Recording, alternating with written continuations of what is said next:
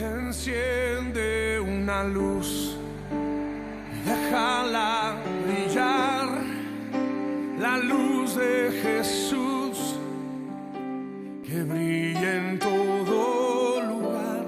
No la puedes esconder, no te puedes callar ante tal necesidad.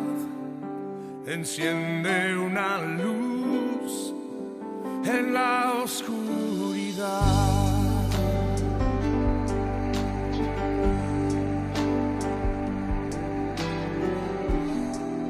¿Cómo pues invocarán a aquel en el cual no han creído? ¿Y cómo creerán en aquel de quien no han oído? ¿Y cómo oirán si nadie les predica? Hermosos son los pies de los que anuncian la paz, las buenas nuevas de Jesús.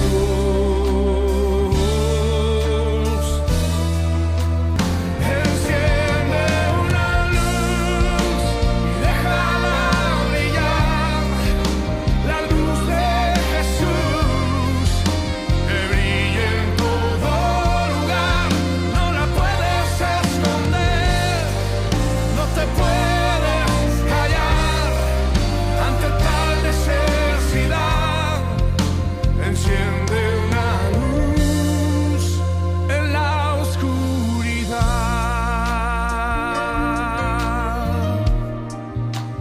Oh, enciende una luz en la oscuridad.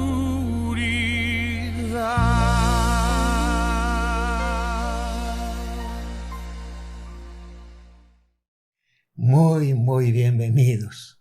Hoy comenzaremos una nueva serie y que tiene que ver con los tiempos que vivimos, y veremos el consejo de Dios en tiempos turbulentos como lo que estamos viviendo. Así que prepara tu corazón para ver lo que Dios tiene para tu vida.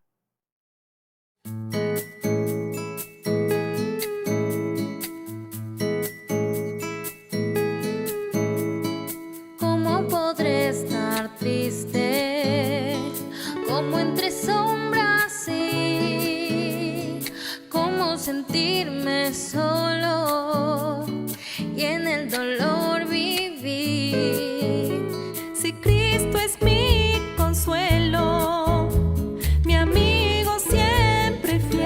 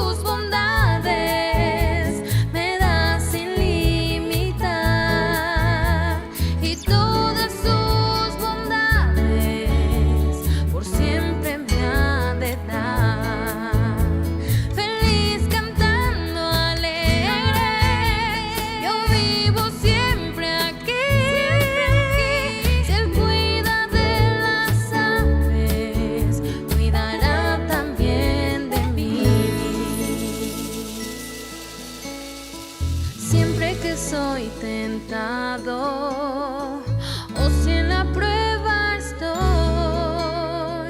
más cerca del camino y protegido voy. Si en mí la fe desmaya y sufro de ansiedad, tan solo Él me levanta, me da seguridad. Tan solo Él me levanta, me da seguridad. Feliz cantando alegre, yo vivo siempre aquí. Si Él cuida de las aves, cuidará también de mí. Feliz cantando alegre, yo vivo siempre aquí. Si Él cuida de las aves, Cuidará también de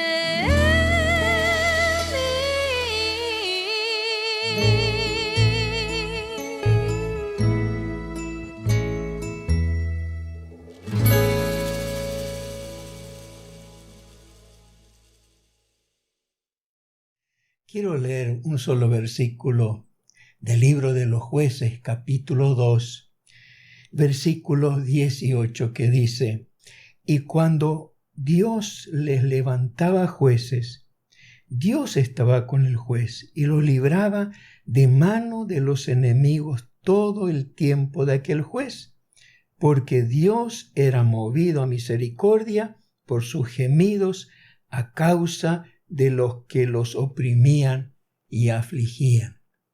En la Biblia hay un periodo de la historia que corresponde al tiempo llamado el tiempo de los jueces de Israel, que aparece en escena después de la conquista de la tierra prometida y terminan con la elección del primer rey. Estos jueces en realidad no eran jueces tal como los concebimos hoy, sino líderes que surgían en el pueblo por obra de Dios de manera espontánea para establecer la paz y el orden. Se puede decir que todos ellos gobernaron en tiempos turbulentos, es decir, tiempos de desconcierto, desorden, agitación, desaliento, convulsiones, disturbios y confusión. Estos tiempos se pueden comparar a la sorpresiva turbulencia que se sufre cuando se viaja en avión. En el momento que se prende la luz indicando que debemos abrocharnos los cinturones de seguridad y la azafata de manos pide que repleguemos las mesitas, que no dejemos cosas sueltas y que permanezcamos sentados en nuestro asiento, sabemos que el avión se sacudirá, algunas veces de manera leve, pero otras de manera tan violenta que nos hace sentir náuseas y hace que nos aferremos al pasamano fuertemente porque sentimos que el avión se viene a pique. Algunos pasajeros palidecen, otros cierran los ojos, aprietan los dientes como esperando un golpe, otros entran en pánico y rezan o oran pensando que su muerte es inminente. Pero aquellos que han viajado mucho lo ven tranquilos, como si nada estuviera ocurriendo, porque saben que ese momento pasará y todo volverá a la tranquilidad. Las turbulencias en un vuelo son causadas por las ráfagas del aire o la tormenta o la alteración de las moléculas del fluido del aire. Pero hay otro tipo de turbulencias que no se dan en el aire sino en la tierra. Son las turbulencias de una sociedad que se producen por agrias y violentas discusiones, desacuerdos, enfrentamientos, peleas, manifestaciones agresivas, represiones, corridas, destrucción de vidrieras, saqueos, caos, desorden y en algunos casos guerras y matanzas indiscriminadas. A esto se llaman tiempos turbulentos. En los tiempos turbulentos se altera el orden, se pierde la seguridad, se violan las leyes, se rompe la armonía, se interrumpe el normal funcionamiento del comercio, las instituciones, estalla la inflación, se producen disturbios y crece el número de homicidios, y todo de manera impredecible y sorpresiva, donde se sacude nuestra seguridad, se sacude nuestra fe y nos vuelve el temor e incluso el pánico por lo que está sucediendo. Siguiendo la analogía de un supuesto viaje en avión envuelto en una fuerte turbulencia, podríamos escuchar el consejo de Dios mientras transitamos nuestra vida para enfrentar lo que viene y salir airosos de cualquier circunstancia adversa. Ahora, ¿qué nos aconseja Dios? En primer lugar, ajusta el cinturón de seguridad de Dios.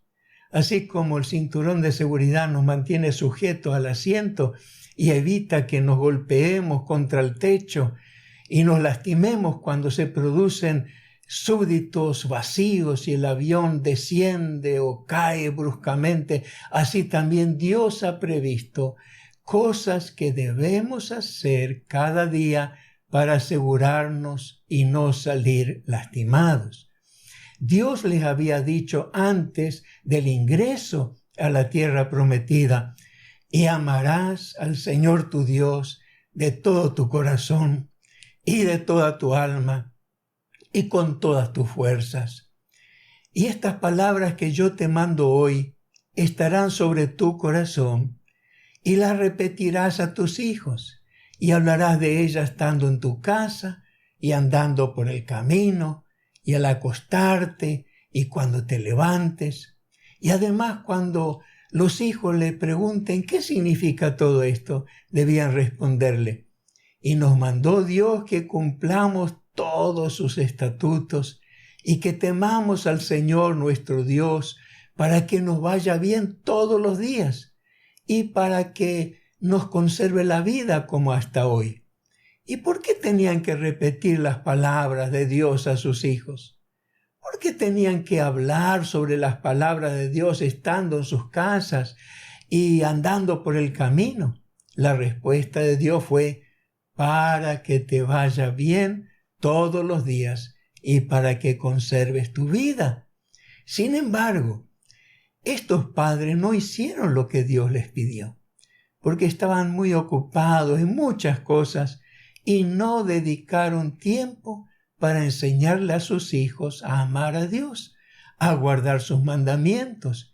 Y cuando esa generación que había servido a Dios en tiempos de Josué murió y quedaron sus hijos, y esta nueva generación creció sin Dios, sin enseñanza, sin formación, sin fe, y podríamos preguntarnos ¿qué ocurrió?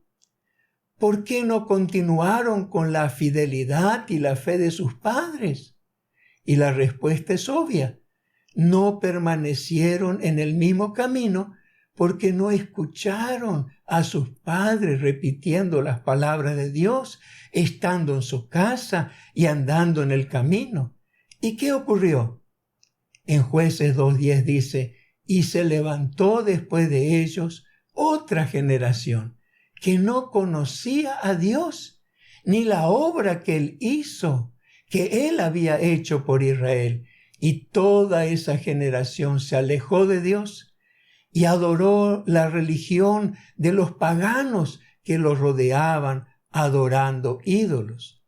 Esa nueva generación no se había puesto el cinturón de seguridad en Dios porque sus padres no se ocuparon de transmitirles lo que Dios les había dado.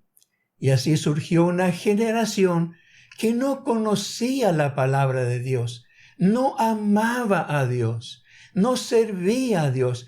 Y cuando aparecieron los tiempos tormentosos, turbulentos, fueron saqueados, asesinados, sus cosechas fueron robadas y todos fueron esclavizados.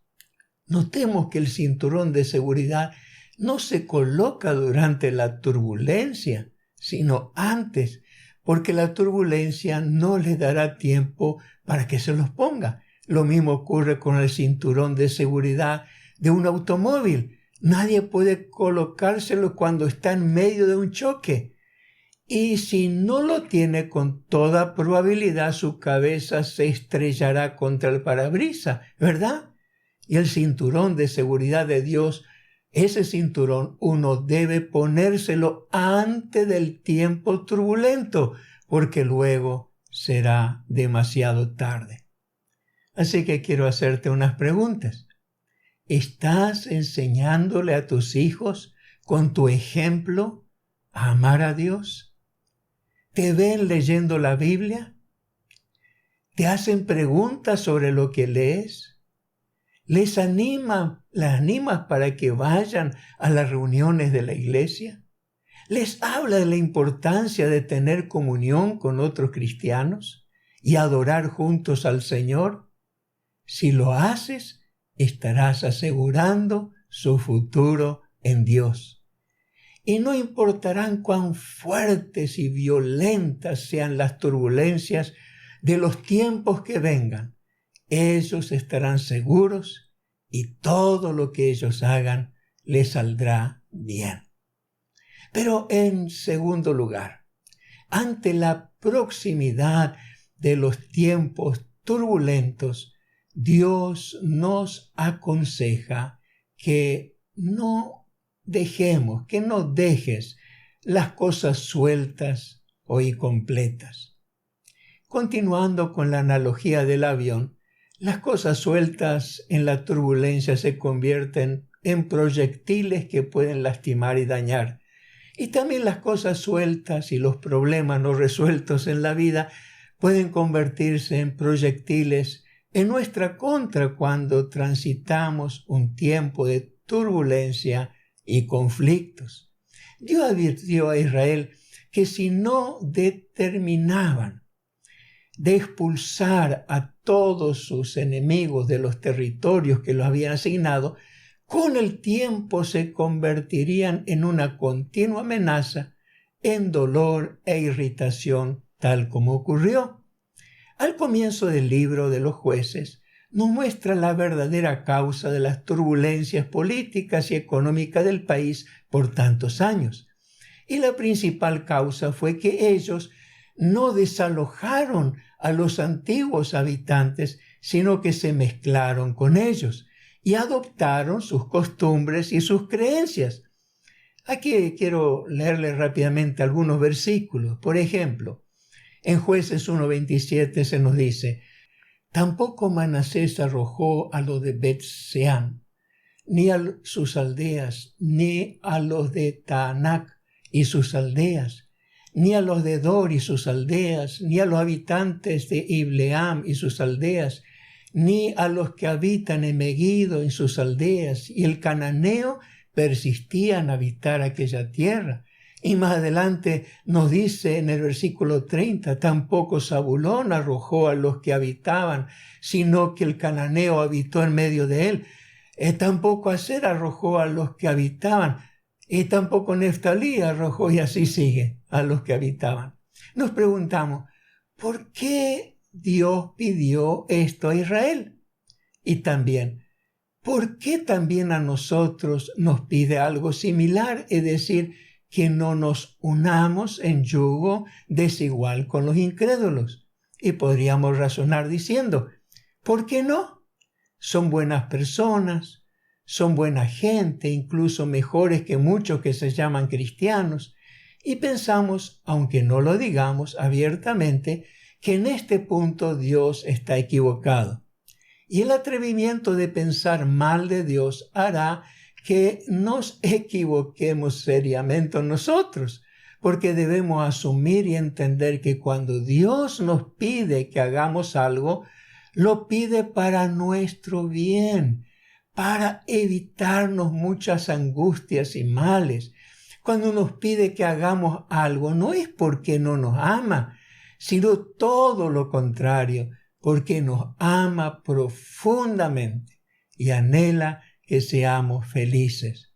Josué, antes de morir, les había advertido diciendo: guardad pues con diligencia vuestras almas, para que améis al Señor nuestro Dios, porque si os apartareis y os uniereis a lo que resta de estas naciones que han quedado con vosotros, y no concertareis con ellas matrimonios, mezclándoos con ellas y ellas con vosotros, sabed que el Señor vuestro Dios no arrojará más a estas naciones delante de vosotros, sino que os serán por lazo, por tropiezo, por azote para vuestros costados y por espinas para vuestros ojos, hasta que perezcáis en esta buena tierra que el Señor vuestro Dios os ha dado.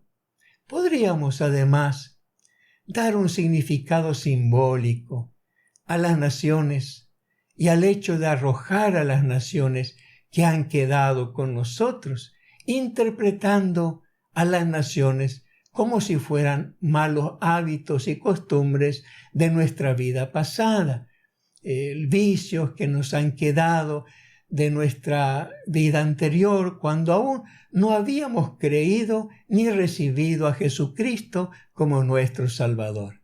Por ejemplo, no hemos arrojado de nosotros el hábito de mentir, el hábito de no cumplir con nuestra palabra, nuestros compromisos, de llegar siempre tarde, o el hábito de criticar y hablar mal de los demás, o el hábito de las malas palabras, o también el hábito de enojarnos con facilidad y maltratar a nuestra familia, como así también muchos otros malos hábitos que no hemos arrojado de nuestras vidas. Si en verdad hemos creído en Jesucristo, si en verdad hemos nacido de nuevo mediante el Espíritu Santo, no debemos dejar hilos sueltos y terminar con sacar todo lo malo de nuestras vidas. Por eso pregunto, ¿hay cosas o malos hábitos que aún permanecen contigo después que recibiste a Cristo? ¿No es hora que los arrojes de tu vida? Si lo haces, podrás experimentar una libertad gloriosa, como nunca jamás habías imaginado. Así que no dejes más cosas sueltas. Completa lo que has comenzado. Pero en último lugar, presta atención a las indicaciones, es el consejo de Dios. En el libro de Hebreos 2:1 dice: por tanto es necesario que con más diligencia atendamos a las cosas que hemos oído, no sea que nos deslicemos. Es decir, si no prestamos atención a lo que oímos, corremos el riesgo de perder el equilibrio y caer.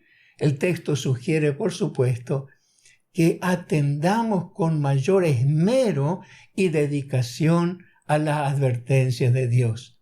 Las indicaciones o advertencias de Dios son como las instrucciones que nos dan en el avión antes de despegar, de cómo ajustar el cinturón de seguridad, qué hay que hacer si se despresuriza el avión y caen las mascarillas de oxígeno, cuáles son las salidas de emergencia, cómo colocarse el chaleco salvavidas, y además a los que se sientan cerca de la salida de emergencia les entregan un instructivo de cómo abrir la puerta y evacuar a la gente. Estas instrucciones se dan en todos los vuelos y uno pensaría que no hacen falta, pero en realidad pueden significar la supervivencia de muchas personas. Esto es algo similar cuando asistimos a nuestras reuniones y escuchamos la predicación. Y algunas veces recibimos instrucción y advertencia sobre algo que probablemente nunca nos va a ocurrir. Pero si nos ocurre, sabremos cómo proceder durante las turbulencias de nuestra vida. Por eso la importancia de oír atentamente lo que Dios quiere decirnos no se debe minimizar, porque puede significar la diferencia entre la vida y la muerte. Además, el oír atentamente puede atraer las bendiciones de Dios sobre nuestra vida. Como dice Deuteronomio 28, 1 y 2. Acontecerá que si oyeres atentamente la voz del Señor, tu Dios, para guardar y poner por obra todos sus mandamientos que yo te prescribo hoy, también el Señor tu Dios te exaltará sobre todas las naciones de la tierra y vendrán sobre ti todas estas bendiciones y te alcanzarán si oyeres la voz del Señor tu Dios. Aquí la promesa de Dios para los que oyen atentamente tiene un grado superlativo, porque dice, el Señor tu Dios te exaltará sobre todas las naciones de la tierra. Exaltar es elevar en grandeza y honor. Y no solo eso, sino que vendrán las bendiciones y no te quedarás atrás, sino que esas bendiciones te van a alcanzar. Y esto puede ocurrir incluso en tiempo de turbulencia económica o en tiempo de sequía, como dice el profeta Isaías. El Señor te pastoreará siempre, y en la sequía saciará tu alma, y dará vigor a tus huesos, y serás como huerto de riego y como manantial de aguas cuyas aguas nunca faltan. Así como ocurrió en el tiempo de los jueces, un período de la historia lleno de turbulencias, Dios siempre respondió enviando su ayuda. Incluso cuando no fueron fieles con Él y lo abandonaron, tal como escribió Pablo, diciendo, si fuéramos infieles, Él permanece fiel. Él no puede negarse a sí mismo. ¿Estás pasando por un tiempo de turbulencia en tu vida? ¿Alguna enfermedad o dolor te está sacudiendo? Quiero recordarte un viejo himno cristiano escrito por Edmund Lorenz en el año 1876 en idioma alemán, que luego fue traducido, y dice así: cuando estés cansado y abatido, dilo a Cristo. Si te sientes débil, confundido, dilo tan solo a Él. Dilo a Cristo. Él es tu amigo más fiel. No hay otro amigo como Cristo. Dilo tan solo a Él. Que puedas decirle al Señor lo que está en tu corazón. ¿Estás afligido? ¿Estás sacudido por las turbulencias de la vida, lo que te está pasando? ¿Qué tienes que hacer? Puedes hablar con Cristo. Tienes que decirle a Cristo lo que pasa. Él está oyendo tu oración. ¿Y qué te parece si lo decimos juntos? ¿Sí? Vamos a orar. Señor, te damos gracias por tu palabra. Gracias porque confortas nuestra alma. Gracias porque nos bendices y nos prometes que estarás siempre con nosotros. Aún en medio de la sequía, saciarás nuestra alma. En medio de situaciones difíciles estarás con nosotros. Y te damos gracias por esto. Y traemos nuestras cargas, nuestras preocupaciones, y las ponemos delante de ti, porque has dicho en tu palabra, echa sobre el Señor tu carga, y Él te sustentará. Y nosotros creemos en tu palabra. Lo vas a hacer. Gracias, Señor. Recibe nuestra oración en nombre de Jesús. Amén. Amén. Realmente el Señor te acompaña en estos días, esté a tu lado y todas tus oraciones sean respondidas. Amén.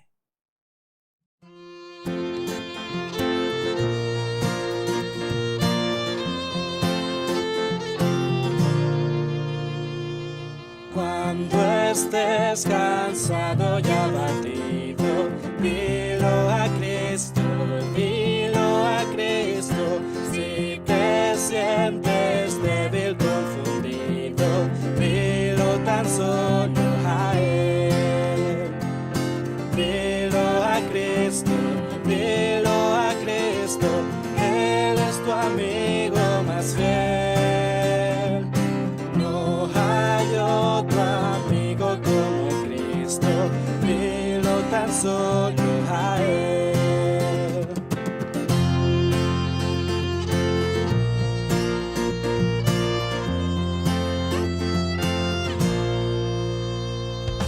Cuando estés de tentación cercado, mira a Cristo, mira a Cristo.